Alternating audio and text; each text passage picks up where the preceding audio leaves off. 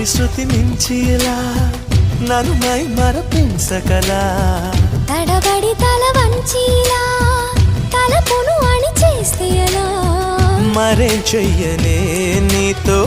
ఎలా వేగనే నన్ను దాటి వెళ్ళలేవు నిన్ను నువ్వు దాచలేవు ఏమి చెయ్యనయ్యో రామా ఉన్న మాట చెప్ప నీవు ఊరుకుంటే ఒప్పుకోవు ఇంకెలాగ సత్యభామా